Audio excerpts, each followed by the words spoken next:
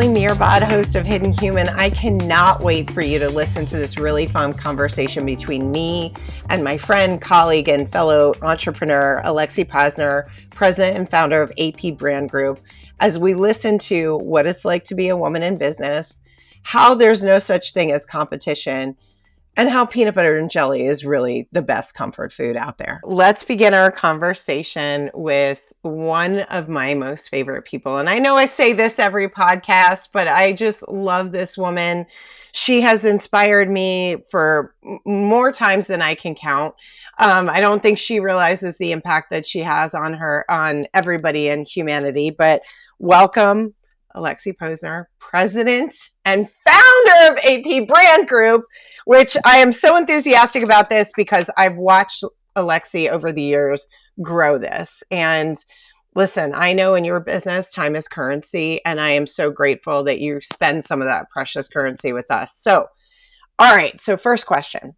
So if you were to explain to me in a way I could understand as a 6-year-old child, what it is that you do, how would you explain that?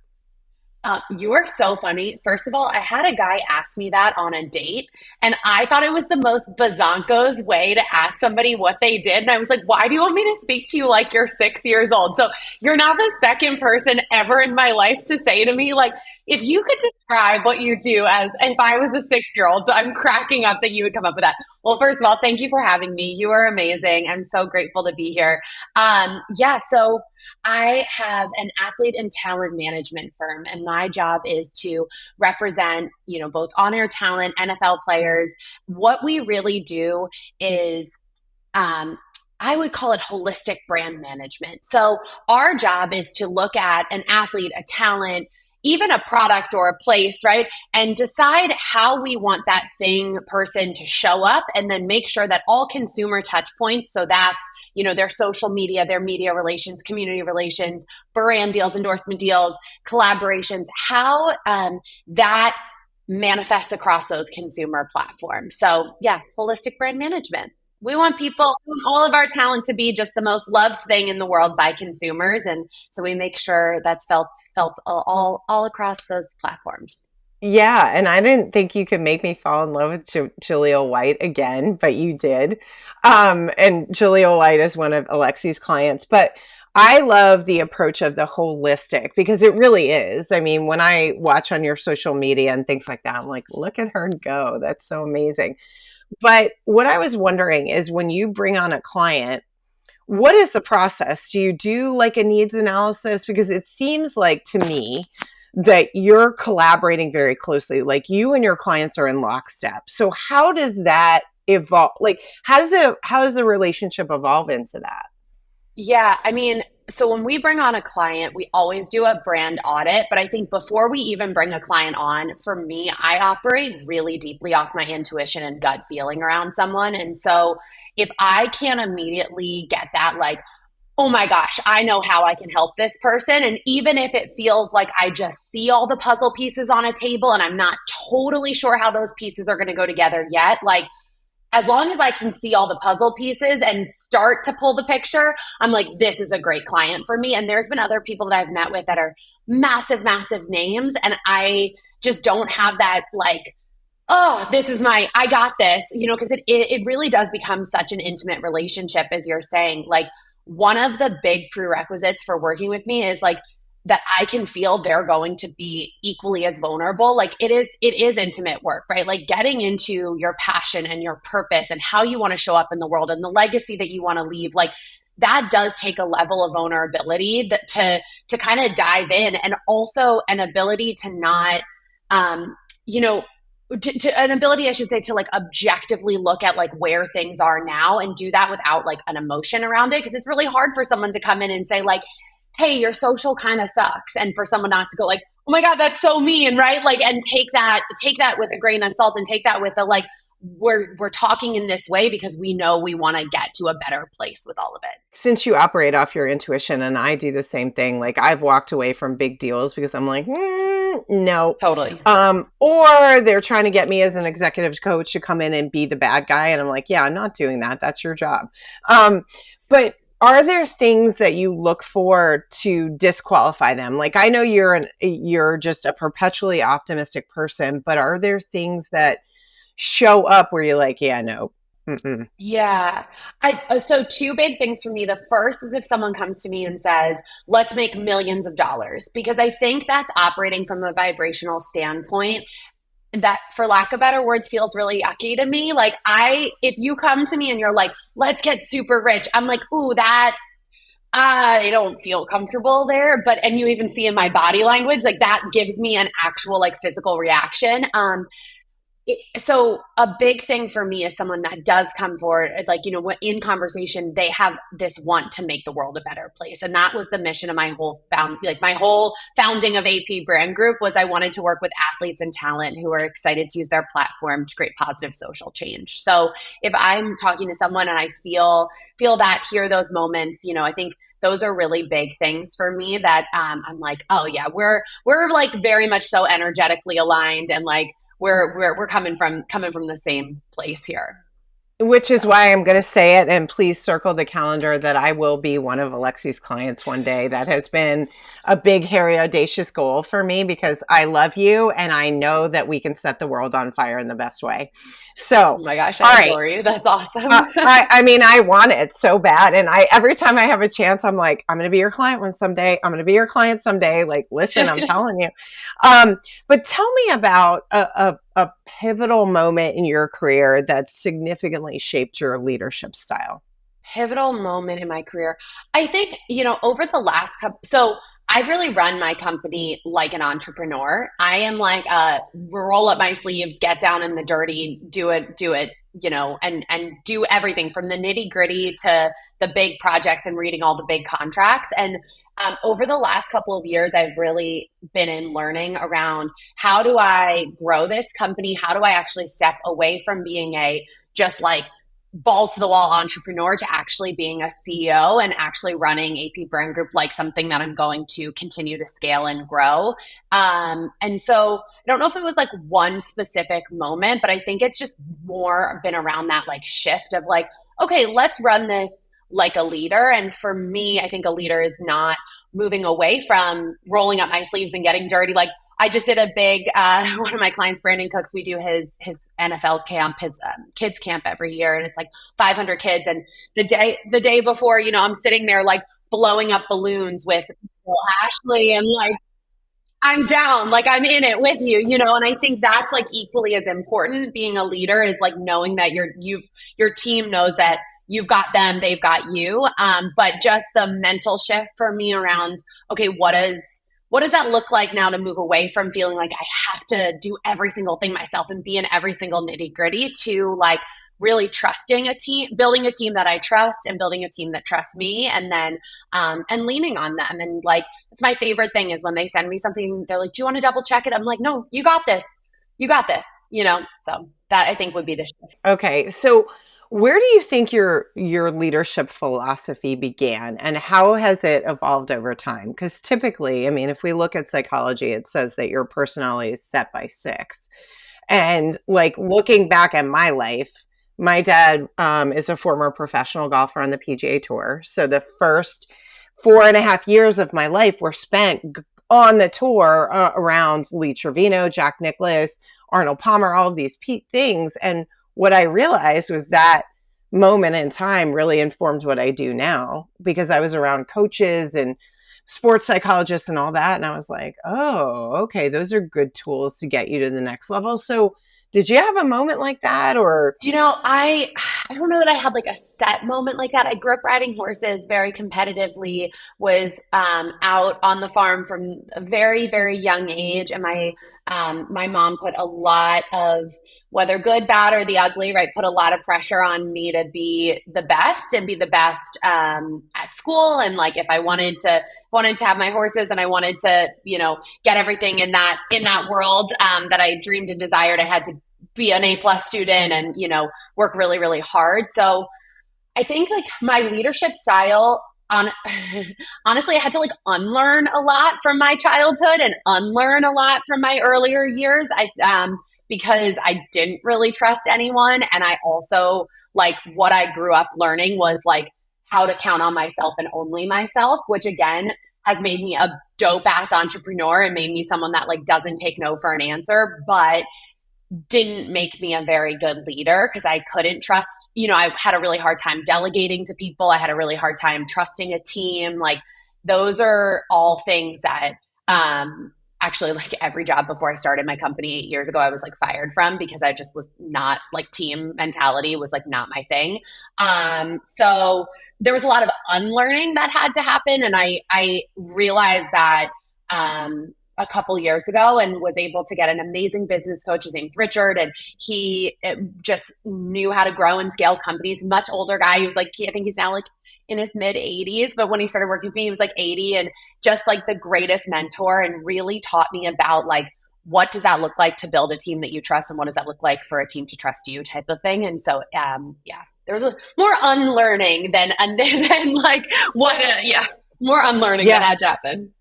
Oh yeah. I mean, like I 100, I'm nodding my head because it's almost like we had a parallel life here. Like a lot of the stuff brain learns in contrast. So I was like, oh, all these people are showing me who not to be. Like I became a coach because I had one good boss in 11 years in corporate. And I was like, okay, these are shitty managers. So I'll just do the opposite. And like, that's how the coaching business came and was built. So I love that. And what would you say is the most challenging leadership position you've been in, and how did you navigate it? Challenging leadership position. I mean, I started my company 8 years. It'll be 8 years this September, which is bananas. Congratulations. Thank you. It feels so crazy. And I think just like I, God, I'm trying to think of like what would be like a great example of like a challenging leadership position. Um, I think it's more just really being able to like, oh, we talked about vulnerability earlier, like being willing to be vulnerable as well with myself and say to my team, like say to the people on my team, like, this is actually really hard for me to fully put all my like to trust to like this is hard for me like to have you kind of run this like this is my baby. And I have an amazing person, Ashley, who's on my team. She started as an intern. She is such a hustler and then got a full-time job right out of college, has been with me full-time for a year and a half. And it's been really cool as a leader to watch her grow and develop. We have another girl we just hired full-time as well. And she, again, started as an intern and has kind of grown. So that I would say, like, not even hard, but the most rewarding part as a leader is like watching these people watching these amazing young women like that I've been able to mentor and grow along the way. But I think the hardest part for me has truly been like delegating and like letting go of stuff that I'm like Ashley's running point on a client right now. And it's so weird for me because I'm the one that's used to talking to clients every single day and having that intimate relationship. And she's like now developing that relationship with this one client. And I'm like equally as proud and also as uncomfortable with it. So I think it's just that ability to like be vulnerable and get uncomfortable and be willing to like, that to create that growth, out of that sort of uncomfort and vulnerability there. Yeah, yeah. I mean, I'm shaking my head because back in the background is Cecily Kellogg, who's worked with me on and off for 10 years, and we've gone through growing pains together like that. And I'm like, oh, I gotta have my fingers in everything. And then I was like, no, then why do you have her? Like that makes, and I've seen her grow and evolve and go through her own journey, and to be able to facilitate that as a leader, especially as a female leader who didn't have that in her own career. Like I had a mentor once, and it was a couple years ago, and she dropped off 4 months later, and I was like, so to be able to be that and model that for somebody else is such a gift. And I see you do that. I mean, it's nice to know you personally and to see the little snippets on, Instagram and see you working with Ashley. And I saw you blowing up the balloons. I mean, like it's, Hey, she taught me how to make balloon arches. I got to give her the credit on that one because she's the one that taught me how to make balloon arches. But totally, I had somebody very early on, right before I started my company, that was a woman who in PR on the main line, which is like where I'm from, where you are, and I at that point was like working in retail because I had this whole crazy experience right before I started my company, and sort of had this like want to go do my own thing. And she was a female business owner, and I remember, reaching out to her for help. And I knew her really well. She ran PR at the store that I was working at, and reached out to her for just like guidance. Like I was like, hey, I'd love to pick your brain and whatever. And she shut me down so fast. And I was like, and it was that moment for me where I was like, I will never, if anyone ever reaches out to me, especially a female more than anything, like, a young college kid, high school kid, whatever age they are, even like I had a woman who's like in her 40s and trying to do a career change and ask for time. And I was like, I will always give people time.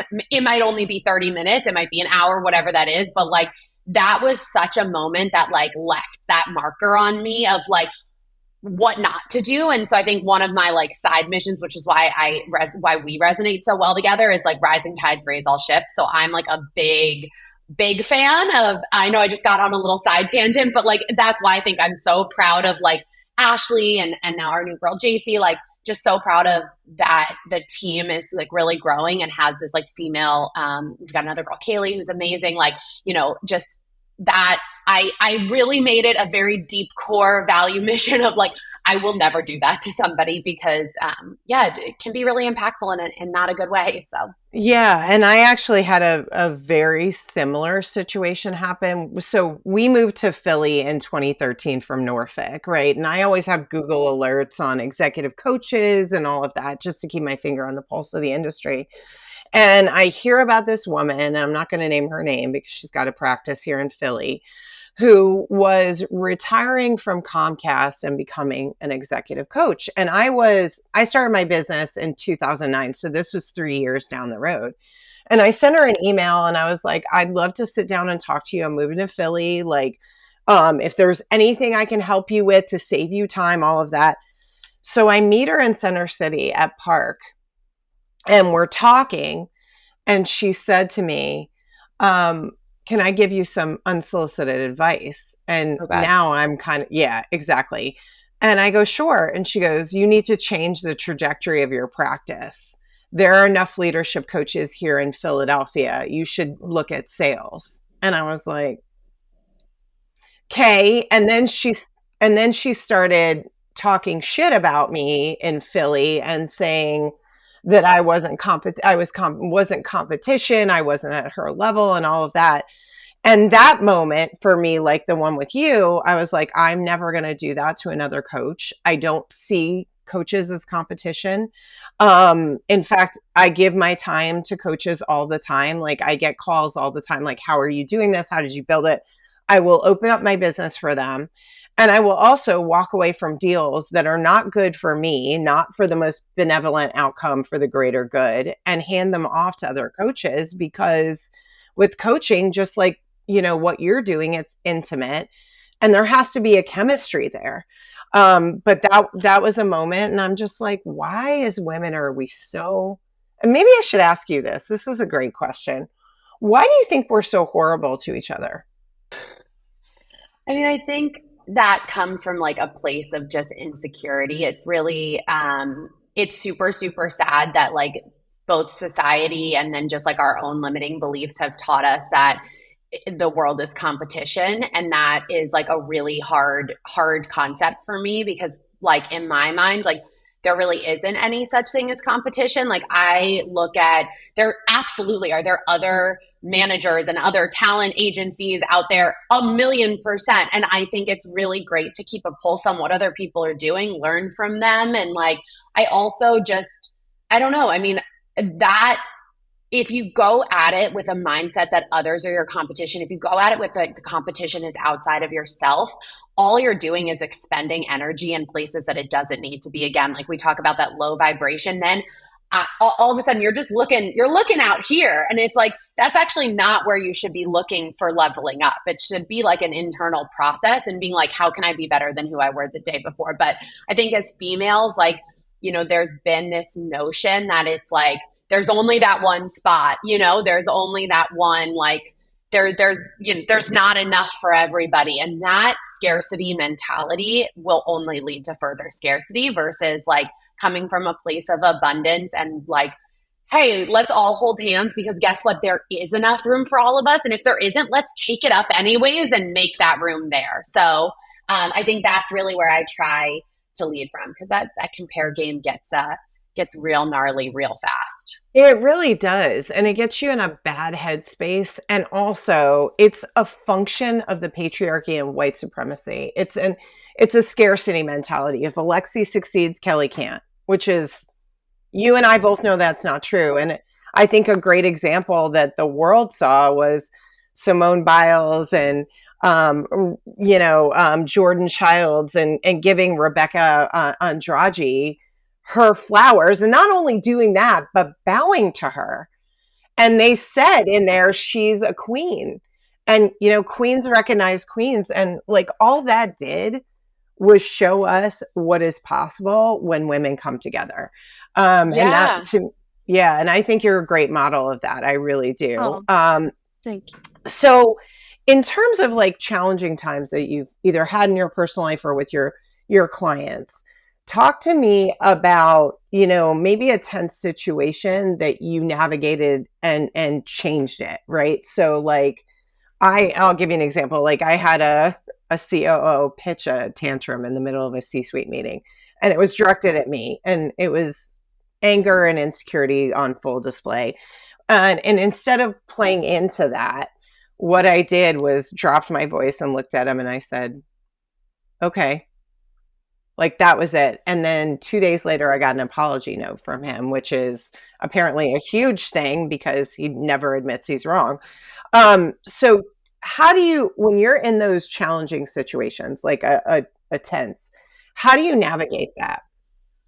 I mean, so much of my job with my clients, and I am really lucky, I think coming from the space of the mission that I have and just the like relationship development, I don't deal with any like massive drama queens or any, like, I just don't, because I don't have to, right? Like, I don't want to, like, this is what I do this is my whole like life. My essence is built into this company and what I get to do every single day that just feels like such a privilege that, I definitely do have volatile clients who get upset, right? And who maybe don't want to listen. And I think it's just like I will do my best to navigate those conversations. Like if they're really stuck on one idea, I will of course always present my feelings on it. And then a lot of times like it's also kind of what you did, right? Like how do I just deflate this and come back to it? And so it's having that like understanding and attunement to like they're not in the headspace to actually be in listening. So it's my job just to listen to them and let's reapproach it in a day or a couple of hours or just like let the like, because I think when you're trying to, it's like negotiating 101, right? Like if you're not both trying to get to the same end point, even if you're coming from two like separate ends of the spectrum, then you're definitely not going to, you're just like going to be crossing ships at night. But if you're like, and so when there's a lot of emotion and someone's really, really heightened, like you can't even see what the end goal is there. So I just sort of let that happen. And there are times where like clients will call and just they're never screaming or yelling at me, but they just need to be heard, right? And they just need to like freak out for a second. And I listen and yeah, and then I kind of will approach it later. But I think as you did, just trying to deflate those situations. And then there have been times where like I fired clients. There was a female client that I had years ago that was absolutely like emotionally abusive. I had a chef client who was completely emotionally abusive and would put me in horrible situations and scream and yell and freak the fuck out. And I was just like, yeah, I don't want to do this anymore. And so it's like that difference of knowing when the person just like needs the space and needs to be heard. I think it's like leadership too, right? Like there are times where I can just tell from like, one of my girls, they need just to be listened to and they need somebody to hold that space for them so they can just get out whatever they're feeling inside. And then as soon as they realize someone is going to hold that space, then we can move into like actually productivity around it. But there's a fine line, right? Like if that, like there have been clients that push that limit a little bit and then they push it way too far and become abusive. And I'm like, you can go fuck yourself. I don't need to work with you. Bye. I'm like, all right, see you later, So yeah. Yeah, we have an unwritten rule at our business that we don't work with assholes. And if somebody abuses a member of my team, I don't even listen. I'm like, I'm done. Now, fortunately, 15 years into this, I've got a really good way to vet people. So they just don't, I just don't work with them, but I'm wondering because you've got a very diverse client base, both, professionally, but also how they manifest in life. And you've got an all female team. If you were talking to other business owners, other CEOs, how would you explain why diversity, equity, and inclusion is important? So, I might not give you the answer you're looking for on this one because for me, I don't look at black, white, male, female. I look at talent and grit and drive. And ultimately, I can teach anything else in between, but I would rather look at who's the most hungry. You know, you can have the world's greatest education, but you can have zero drive and zero grit and zero ambition. And continue right along, right? Like I will rather hire the person that doesn't have a college degree or doesn't maybe have this, that, and another thing, but because their deep like core value is like I like tell people this all the time. Like what you can control is your energy, your attitude, and how you show up, right? And so like if that your energy, attitude, and ambition, great, you've got that. I can teach you the rest of the stuff. So I think that to me, it's more like those qualities that I look at versus worrying if my team is like all white men or all girls or whatever that is. I think what I've found is that just found some great peeps on the squad because that's kind of those are the qualities I look for. Yeah, and to be clear, I'm not looking for any answer. Like whatever your answer is beautiful. I know there's a lot of chatter about DEI hires and all of that. And for me, I really look at as a business owner as well is who's the best person for the job.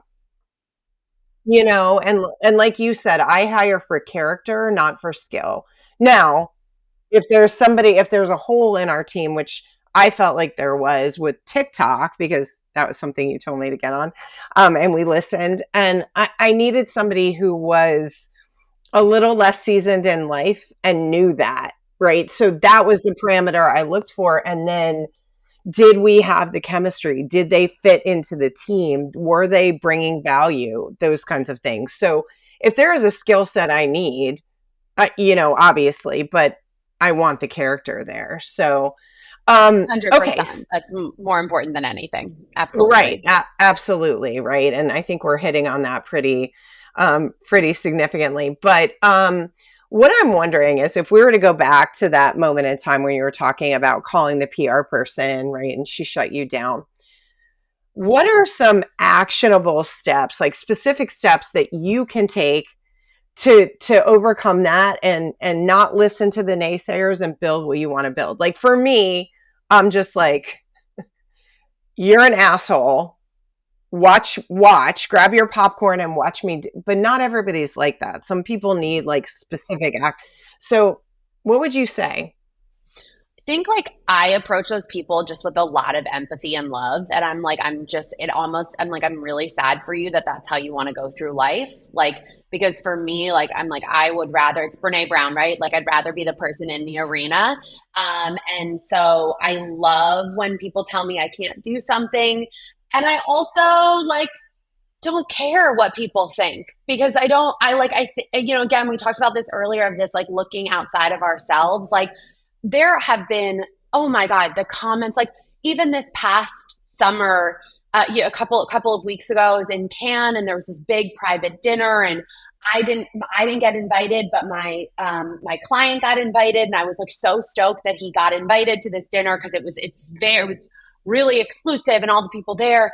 And he was like, it's weird. Like I should have you should be coming with me. And then it turns out the head honcho guy said to him, oh, well, she's a divorce waiting to happen, talking about me. Like, because I'm too pretty, I couldn't go to this dinner. And I'm like, so again, I've gotten a lot of that my whole career and the people saying I can't do it and this. And I'm just like, for a long time, I used to use it as fuel.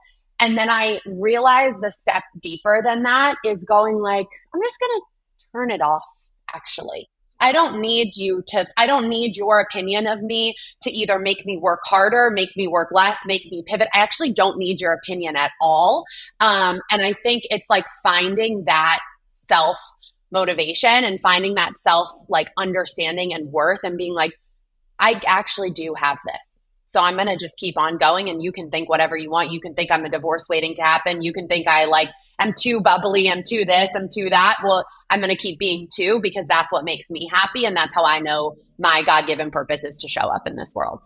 Yeah, and I'm laughing because because I've heard that similar, not exactly what happened with you, but people will look at me and think I'm stupid based on how I look. And I'm just like, Perfect. I'm like, Perfect. We okay. love that. Oh, You're like, okay. great. Cool. Watch. But you Yeah. know, I actually, and I'd love to share this with you, but I live by the 4 F's when it comes to that. If they're not friends with you, and I mean the friends that you can call at 3 o'clock in the morning and go, Lexi, bring duct tape, a burlap sack, and bail money. And Yeah. you're like, okay, Totally. cool. Right? Family, and family is chosen family, whoever's close to you. Fucking you or funding you, their opinion does not matter. Does not matter at all. You know what I mean? And when I realized that, I'm like, wait, you're not paying my mortgage. You you're a W-2 employee. You have no idea what it's like. So guess what? Your opinion doesn't matter, and turning down that noise. But one last question before we go to rapid fire, if you're okay with that. Sure. Let's do it. Okay. So in terms of influence and inspiration, who are the leaders that have inspired you and like lit you up inside? And what lessons did you take from them? Oh, leaders that have really lit me up inside. Gosh, I mean, my mom like definitely comes to mind. She's like the hardest working woman I know. She is wildly unemotional, but is a total friggin' badass. She runs a neuroradiology program at Penn and just is a rock star.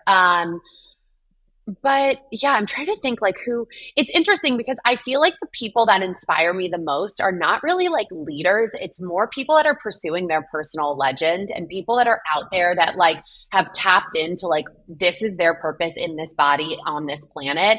And they're just like unapologetically doing that. And that to me feels like so inspiring. Like Sue Bird is one of those women that I just look at and like I met her and I was like, I think I'm in love with you. Like, I'm like, sorry, Megan, but like, I think I'm in love with you because she just radiates this like unbelievable, like, I am here, I'm here to stay, and I'm here to make an impact. And I just like, I'm obsessed with her. So it's like, it's funny because I think it's like, it's less like the leaders and more those people that I come into contact with. And I'm just like, oh, hell yeah. Like, you're out there doing it and like doing it big. And that, like, it's those, I think even in my Instagram bio, it says like live life big. And so it's when I encounter those individuals and those humans that just feel like they're like friggin' all in on the world. Like those are the ones that like, I just get so excited to, be around. It's like, again, right. We're a reflection of who we spend our time with and that energy.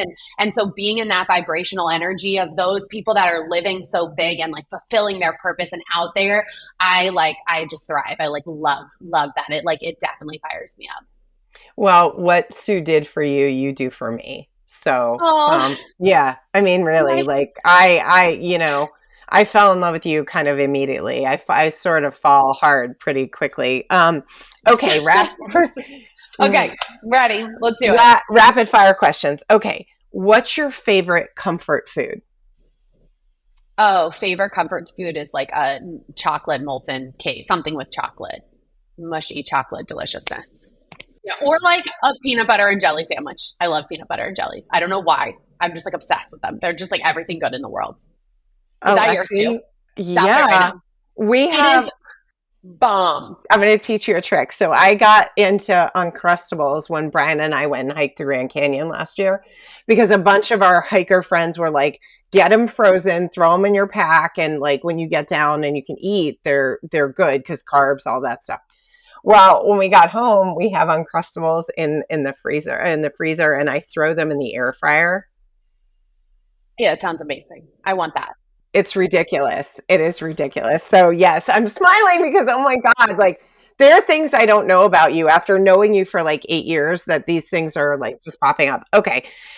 What books are on your nightstand? The Alchemist, which I read, I would Love say The probably Alchemist. twice, yeah, twice a year. And it's so interesting because I just pick it up, I'll turn to a random page and just start reading. But I've read it cover to cover 1.5 million times. Dare to Lead, Brene Brown, Harry Potter, and what else is over there right now? I think those are the big. Attached is the other one that I was reading. It's about like human attachment styles and relationships. Oh, Very interesting. fascinating. Yeah. Interesting. Yeah. So have you read Brene Brown's Rising Strong? Because I love Dare to Yes. Lead, but Rising Strong is so great. Cool. Yes. All right. What songs are on your playlist right now? I'm obsessed with Taylor Swift at this very moment in time. I'm seeing her in London in a couple of weeks or next week. So I have been. I used to love her, but then I kind of fell out of love, and now I'm back in love. So it has been the playlist has been all Eras Tour playlist, so that I can learn every single song and be ready to go. Okay, But T so Swift. you know I'm going to have to ask this question because I've been dying to go to the Eras Tour, and I don't know how it's going to happen, but I'm putting it out there. What era are you going as? Because I saw you make friendship bracelets. I saw. Yes. I'm doing midnight. So I'm doing, I have like a rhinestone. I'm hand rhinestoning a whole outfit and going with a group of friends in London. It's going to be really, really, really fun. I'm obsessed. Like the song Bejeweled, I'm obsessed with. And yeah, Me too. I love Midnight's Yeah, album. Midnight's is I had that on repeat forever, and So good. Vigilante shit is my favorite. Like I It's love that. so good. If you Yeah, actually like peel back and listen to her lyrics, like I'm just obsessed with her. It's awesome. yeah, she's a poet. She just Yeah. is, and so it was funny just talking about hand bejeweling things. Alexi went to this concert with these great cowboy boots and shorts and this fringe jacket, and I was like, "Where'd you get that?" She's like, "I made it." I was like, "You're running a I'm business, good. and I'm you're going to like." Morgan Wallen on Thursday, and I'm hand making my whole outfit as well. So you'll see a whole nother crazy bejeweled fringe outfit coming up in a couple days here. I may need an instruction on how to do that because I love to bling things out. My mom, when I turned 40, was like, "Don't you think you're too old for glitter?" And I was like, "Oh, No, lady." I was like, no. "You think there's a lot of glitter now? Oh, you ain't seen nothing yet." Okay. It's like super meditative. I love it. It makes me it's like very like present. It makes me very present. I love it. Just like your book actually. That's why I like love your book because then you get to like color along and I'll like sit there and just like doodle and play. Like I love it. There's a level of just like when your phone goes away and you get to just arts and crafts, we like get so far away from our childhood joys that like there's something about picking up color pencils, crayons, and just like doodling that I love. So yeah, it's actually I meant to tell you that it's one of the things that I've really enjoyed about your little fables. I love it so much. So yeah.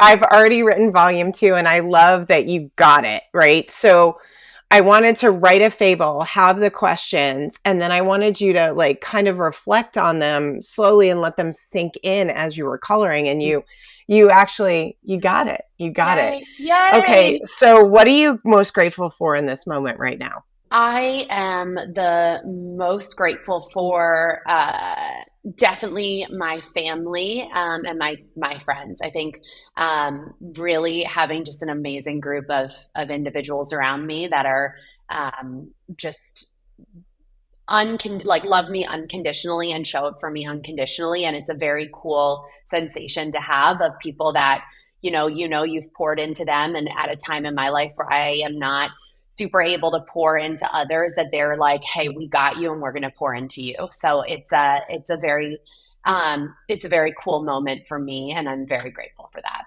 I will always pour into you whenever Oh, you need thanks, it. I Cal. got You're you. the sweetest. I Thank mean, you. no, I'm not sweet, so don't tell anybody that. I don't want them to well, you know what? Let them underestimate me. Who cares? So if somebody was a potential client and they wanted to work with you, how do they get in touch with you? Instagram's always great. So at Alexy Posner, we can shoot me an email, alexy@alexyposner.com. But yeah, I think that's like a great way. And I'll always take an introductory conversation. If it's not the right fit for me, I got a tool belt of some awesome managers and other people that I know, that I, will love to share clients with. If for some reason, like my personal bandwidth, is limited. But yeah, find me on Instagram. Okay. Well, thank you, Alexy. I love you to Thank bits. you. Love you. Thank you for You're, having me. yeah. And to our audience, thank you so much for listening. It's our intention on Hidden Human to inspire you to go out, have authentic conversations to deepen the relationships in your life. Thank you so much and make it a great day.